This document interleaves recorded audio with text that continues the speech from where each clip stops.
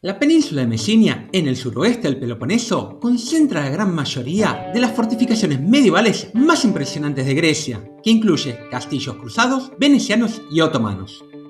El día de hoy vamos a explorar el castillo de Pilos, hablar un poco de su historia y visitar sus acueductos.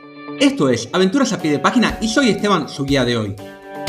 El castillo de Pilos, también conocido como Niocastro o Castillo Nuevo, fue construido por los otomanos entre 1572 y 1573, luego de la batalla de Lepanto, actual Napactos, esa misma donde Cervantes perdió el uso de un brazo. La intención era reemplazar el castillo antiguo, también conocido como Paleocastro, que quedaba al sur de la misma bahía y que ya visitamos en un video anterior. El castillo fue capturado por los venecianos y perteneció a la República de Venecia entre 1686 y 1715, cuando fue nuevamente capturado por los otomanos, en cuyo poder estuvo hasta la Guerra de Independencia. Con la fundación de la ciudad moderna de Pilos, en 1830, fue abandonado y se empezó a utilizar como prisión. A pesar de su grandísimo tamaño y su excelente estado de conservación, por dentro no es tan interesante como uno podría esperar. De los edificios originales dentro de la fortaleza, queda solamente uno en pie, que era la mezquita, que luego de la Guerra de Independencia fue transformada en iglesia y está dedicada a la transfiguración de Cristo. Otro aspecto llamativo es la existencia de una ciudadela hexagonal dentro de la fortaleza, con un foso perimetral seco, con bastiones pentagonales y capacidad para 60 cañones. Para alimentar de agua a este castillo, se construyeron dos acueductos. Ambos acueductos comparten el tramo final, que todavía sigue en pie, y se encuentra al costado de la carretera que une Pilos con Coroni. El primero de los acueductos tenía tan solo 4 kilómetros de largo, mientras que el segundo es bastante más importante y más elaborado, con 12 kilómetros de largo. Este segundo acueducto se preserva bastante bien, si bien hay partes colapsadas que le impedirían traer agua. De hecho, estos acueductos estuvieron en uso hasta el siglo XX.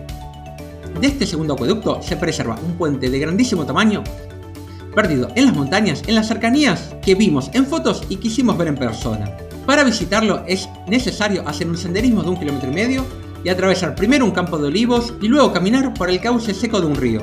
Se pasa por el costado de una cantera en operación, aunque en nuestro caso fuimos un fin de semana y no había nadie. Luego de 20 minutos de caminata llegamos finalmente al puente y es verdaderamente impresionante. El puente se encuentra prácticamente completo, tan solo le falta un pequeño arco que conectaba al puente con el peñón del costado. Personalmente tengo la teoría que el colapso puede tener que ver con que el canal tenía un giro de 30 grados en ese punto y que la presión del agua al hacer ese giro fue la que ayudó a acelerar el desgaste y el colapso del arco.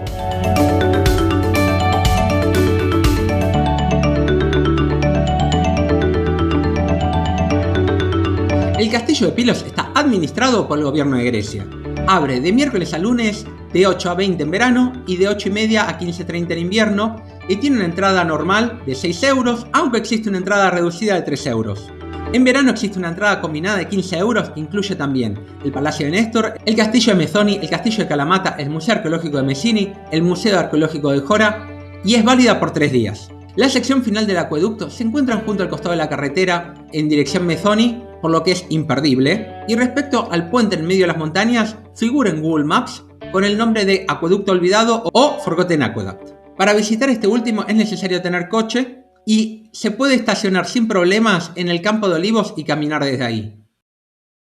Si les gusta Mesinia y los castillos, les recomendamos que chequen los otros videos que hicimos por la zona y que se suscriban al canal para notificarse de videos que vamos a subir próximamente. Además pueden dejarnos un mensaje con sugerencias para próximos videos. Cada interacción con ustedes nos ayuda a mantenernos motivados. También pueden encontrarnos en nuestra página web aventurasapie.com, donde además de nuestros videos tenemos nuestro blog. Un abrazo a todos y nos vemos en la próxima aventura.